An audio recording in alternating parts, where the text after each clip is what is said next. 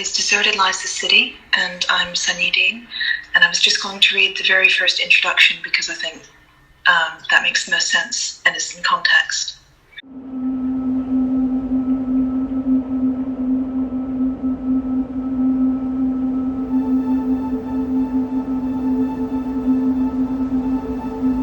Whenever Ellen asked how we run out of food, Isa would say yes, and they'd play a game of imagination sandwiches where their hands became bread and they imagined what went between the slices.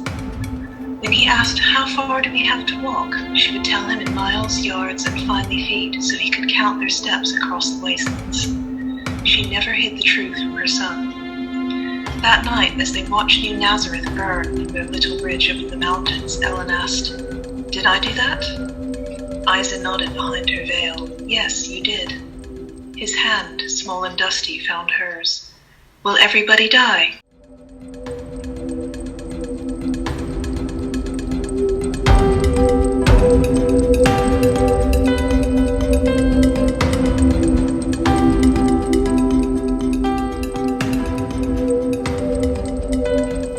Probably. Those who weren't killed by the fire will die from exposure. What's exposure? Just radiation and heat, she said to him. Nothing we have to worry about. I'm tired, he told her with the selfish honesty of a 6-year-old. Isa dug out their blanket and wrapped him in it. Sleep, then. Though he'd grown too big for her to carry him swaddled on her back, the blanket was still a thing of comfort.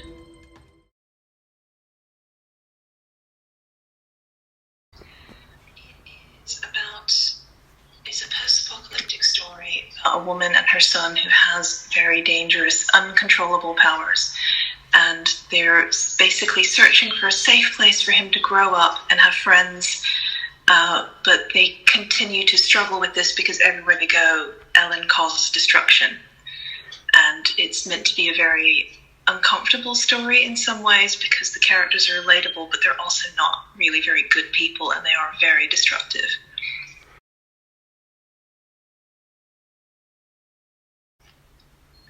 Actually came out of the Absolute Right 200-word thread. It was initially just, I created 200 words just as like a kind of challenge to myself, and wrote that whole first scene, which is about, I think, 250 words that I've just read to you, and I had no idea where it would go, so I just followed that and went from there.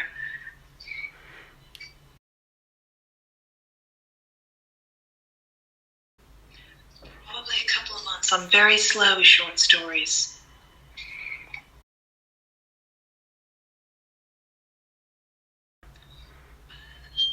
That's an interesting question. I think an unexpected ending helps. I think a very unexpected angle also helps. So if you can see the ending coming in a short story, then you either need to make it really satisfying or people are just kind of going to check out straight away. And I just think having a different perspective, so putting two things that don't fit together, I guess in this case, like a mother and child survival story combined with Messiah gone wrong, you've got that weird juxtaposition and that helps churn interest a little bit.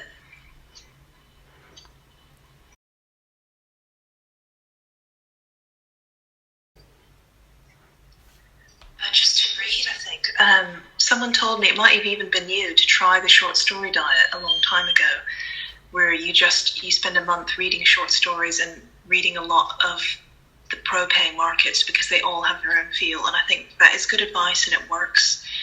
And I would also repeat the advice of Gene Wolfe that he once said. He advised taking a short story that you love, studying it intently, reading it a lot, and then putting it away and trying to rewrite it. And as an exercise, that can really help to pin down, what stands out, what do you remember, what are you struggling with, what did the author do right? And it's a surprisingly useful little exercise that helps me as well.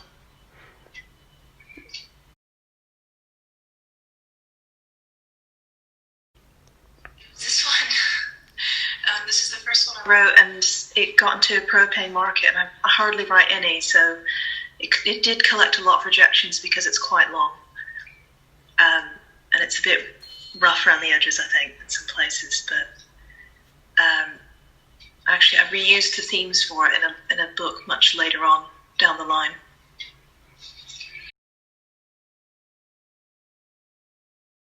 Oh, I don't know. Maybe I think I used to walk loads and loads in Hong Kong. My school was at the other end of the city, and I would walk back home 5 or 6 miles, just kind of across the city, and then take the ferry over the water, and all the way through the island. So not a massive long distance, but as a regular thing, it was quite long. Other than that, I've run. I think the most I've run is about 11 miles in one go.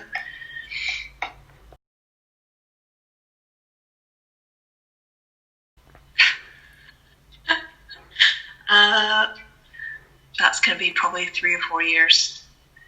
I grew up in churches a lot, but I haven't been in one in a long time. Cool.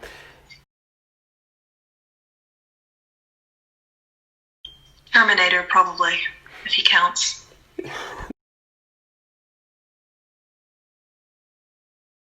New Kowloon, maybe.